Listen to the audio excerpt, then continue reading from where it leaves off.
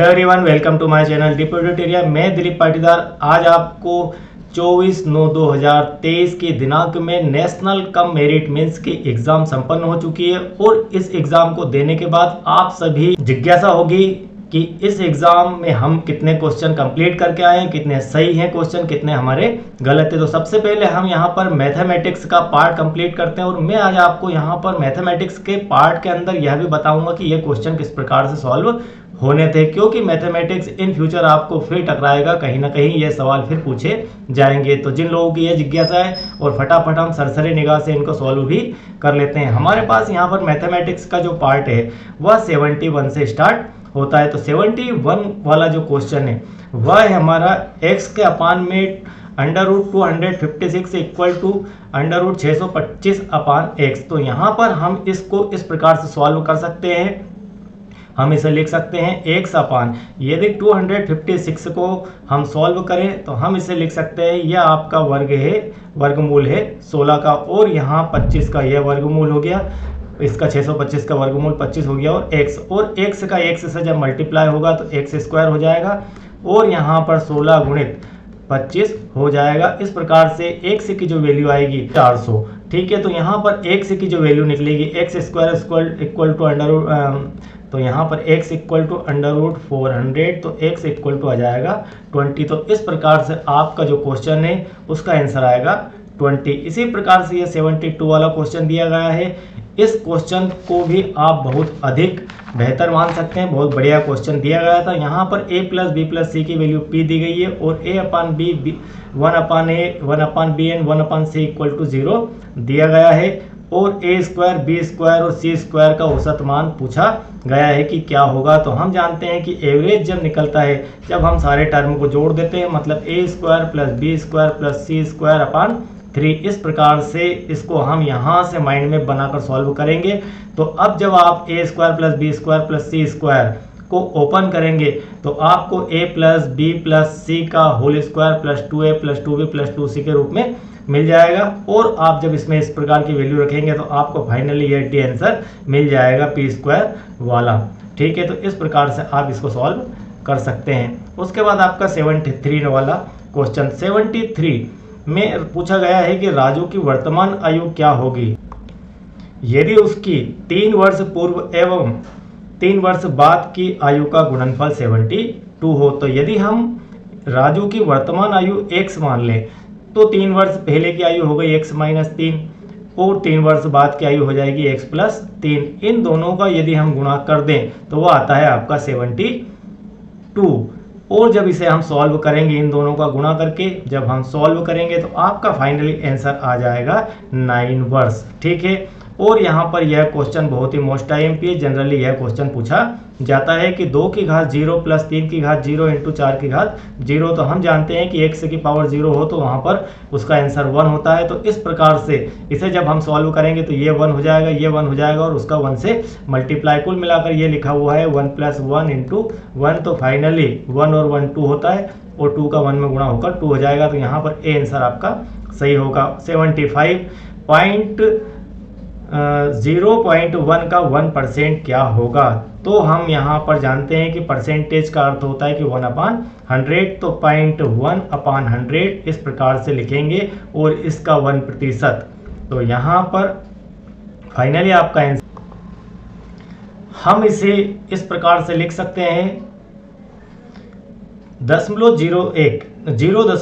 तो यहाँ पर 0.1 को हम लिख सकते हैं 1/10, और 1/10 का 1% का अर्थ है 1/100। तो फाइनली यह हो जाता है 1/1000, और 1/1000 को जब आप सॉल्व करोगे तो आपका डी आंसर आ जाएगा। अब यहाँ पर क्वेश्चन नंबर 76 हमारा है, बहुत ही महत्वपूर्ण क्वेश्चन है ये, और आप इसको स्टेप बाय स्टेप सॉल्व कीजिए। यहाँ 225 लिखा हुआ है, 225 का जब आप अंडर रूट निकालेंगे तो 225 का फाइनली अंडर रूट होता है 15, और 15 और 154 को जोड़ेंगे तो 169, और फिर यह हो जाएगा 13 के रूप में, और 108 और 13 को जोड़ेंगे 121, और यह आपको 11 के फॉर्म में मिल जाएगा। इस प्रकार से आप एक एक के अंडर रूट निकालते जाइए और आपका फाइनली आंसर आ जाएगा। तो यहाँ पर ये जो 76 वाला क्वेश्चन है ये बहुत ही महत्वपूर्ण प्रश्न है, बहुत ही महत्वपूर्ण क्वेश्चन है, और फाइनली इसका आंसर 4 आ जाएगा। 77 किसी त्रिभुज के लंब समद्विभाजकों के प्रति छेदन बिंदु को कहा जाता है, तो हम उन प्रतिच्छेदन बिंदु को केंद्रक भी कहते हैं। इस प्रकार से आप किसी त्रिभुज के यहाँ से यहाँ, यहाँ से यहाँ और यहाँ से यहाँ के पॉइंट को जब मिलाएंगे तो यह आपका सेंटर कहलाएगा। और 78 वाला जो क्वेश्चन है यह भी महत्वपूर्ण क्वेश्चन है, इसे भी IMP मान सकते हैं, बार बार पूछा जाता है यह प्रश्न।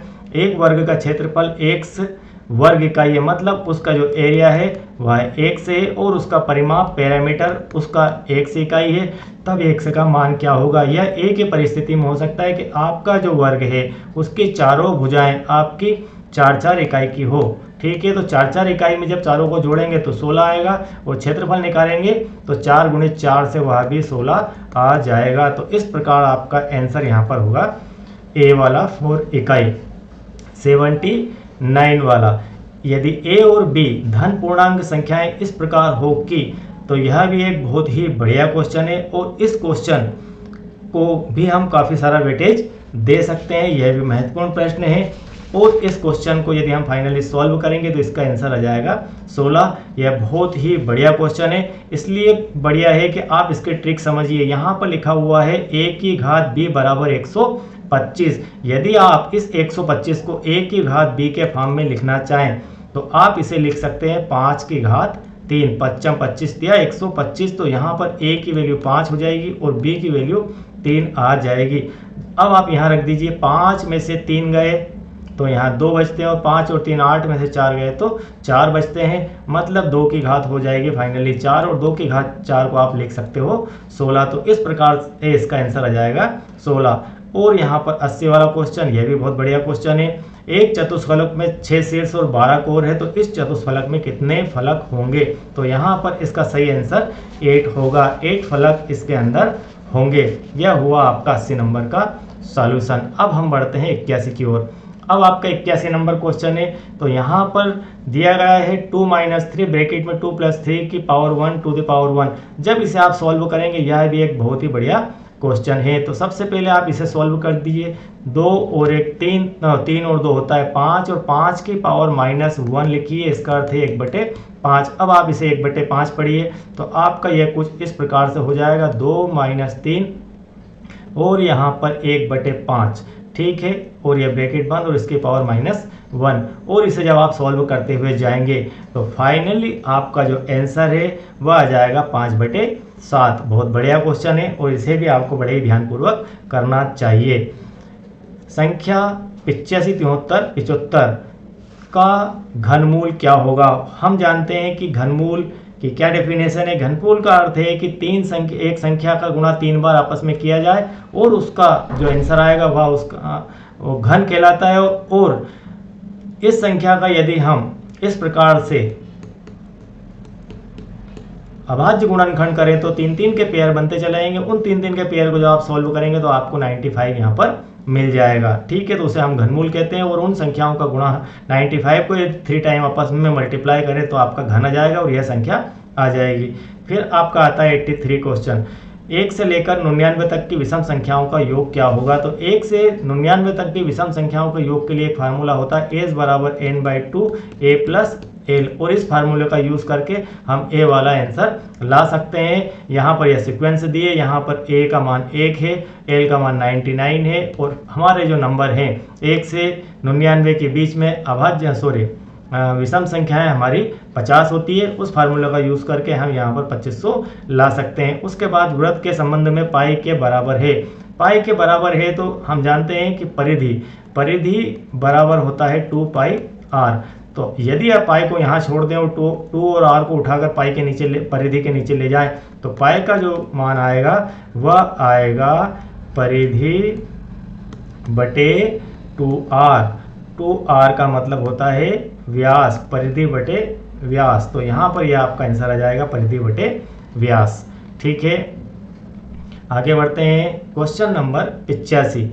निम्नलिखित में से कौन सी संख्या सबसे बड़ी है। यहाँ पर माइनस में यह संख्या है, यह माइनस में है और यह 0 है, तो स्वाभाविक सी बात है आपकी 1/2 वहाँ पर बड़ी है, ज़्यादा सोच विचार करने की ज़रूरत ही नहीं है। अब यहाँ पर इन संख्याओं का गुणा करना है और सॉल्यूशन निकालना है कि क्या आएगा। तो इन दोनों का गुणा और इन दोनों का गुणा करने के बाद इसके अंदर से इसे हम घटा देंगे, तब हमारा फाइनली आंसर आ जाएगा 4000। ठीक है, और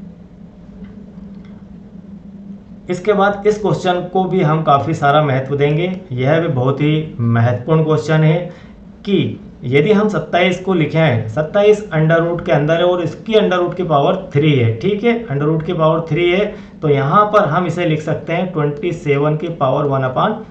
यदि हम इसको ऐसा लिखते हैं, इसका अर्थ है कि यह लिखा हुआ है 3 3 3 होती है 27 होता है। और इसी प्रकार से यदि हम इसे लिखना चाहें तो यह लिख इसे इसका निकल पाएगा 0.2। ठीक है, और इसका निकल पाएगा, क्योंकि 0.2 का यदि 3 बार मल्टीप्लाई करें तो 0.008 आएगा, और इसका यदि निकालें तो यह आता आपका तो इस प्रकार से जब इन तीनों को जोड़ेंगे तो यहाँ पर 3.6 आंसर आपका आ जाएगा, जो कि सही होगा। उसके बाद आपका नेक्स्ट क्वेश्चन है 88। एक स्काउट कैंप में 300 कैंडिडेट्स के लिए 42 दिनों की भोजन सामग्री उपलब्ध है। तो यहाँ यदि 50 कैंडिडेट उसमें से शामिल है, तो बहुत महत्वपूर्ण क्वेश्चन है। 50 कैंडिडेट उसमें और शामिल हो जाते हैं तो भोजन सामग्री कितने दिन चलेगी। तो इस प्रकार के क्वेश्चन रीजनिंग के बहुत ही स्ट्रॉन्ग क्वेश्चन है। तो 300 कैंडिडेट है और 42 दिन चलेगा, तो यह कुल मिलाकर आपका होता है 12,600। अब यहाँ पर क्या कह रहा है कि एक कंडीशन लगाई कि 50 कैंडिडेट इसमें और शामिल हो जाए, तो यहाँ 300 में प्लस 50 होंगे, तो यह हो जाएगा आंकड़ा नया 350 लोग हो जाएंगे। 350 लोग, हमने ये 12,600 निकाला है कि कुल भोजन की सामग्री इतनी है, और यहाँ इसका यदि हम भाग लगाएंगे तो 12,600 में यदि आप 350 का भाग लगाते हैं तो फाइनली आपका आंसर 36 आ जाएगा। तो इस प्रकार से आप इसे सॉल्व कर सकते हैं। फिर यहाँ पर क्वेश्चन नंबर 89 है हमारा, निम्न में से किसका मान सर्वाधिक होगा। यहाँ पर आपको यह क्वेश्चन भी IMP है कि किसका मान सर्वाधिक होगा। तो यहाँ पर सर्वाधिक मान देखने के लिए आप यह देखिए कि किसका अंश बड़ा है और किसका हर बड़ा है। तो यहाँ पर अंश बड़ा है और हर छोटा है। यहाँ पर अंश बिल्कुल छोटा है, हर बहुत बड़ा है, तो यह तो हो नहीं सकता। इस कंडीशन में यह भी नहीं हो सकता, यह भी नहीं हो सकता, तो आपको फाइनली यह आंसर हो जाएगा। ठीक है, यदि किसी संख्या का 7/3% 42 हो तो वह संख्या ज्ञात कीजिए। तो इसके लिए एक सरल सा फार्मूला मैंने बनाया है कि माना कि वह संख्या x है, तो x का 7/3% बराबर 42 है। तो आपको x का मान ज्ञात करना है, तो यहाँ प्रतिशत की जगह 1/100 रख दीजिए और सॉल्व कर सकते हैं। यहाँ पर आप इसे लिख सकते हैं x × 7/3 × 1/100 बराबर 42, और जब आप इसे सॉल्व करेंगे तो आपका फाइनली जो आंसर है वह आज 1800। इस प्रकार से आपके ये मैथमेटिक्स के क्वेश्चन सॉल्व होते हैं। तो यहाँ पर हमने आपको मैथमेटिक्स के क्वेश्चन सॉल्व करवाए हैं। अब सारा पार्ट जितना बचता है वे सारे में एक ही बार में क्वेश्चन आपको सॉल्व करवा दूंगा। मैथमेटिक्स का सॉल्यूशन बहुत ज़रूरी है, इसके बाद फटाफट सारा काम हो जाएगा। तो सेकंड वीडियो के अंदर उसकी लिंक आपको यहाँ पर मिल जाएगी इस वीडियो के नीचे, तो वहाँ से आप पूरा देख लीजिए कि किस प्रकार से बाकी क्वेश्चनों का हल आएगा और उनके आंसर क्या सही होंगे। ठीक है, थैंक यू वेरी मच। और यदि आपने चैनल को अब तक सब्सक्राइब नहीं किया है तो सब्सक्राइब कीजिए, लाइक कीजिए और अपने दोस्तों को इस रिजल्ट को कम से कम शेयर कीजिए।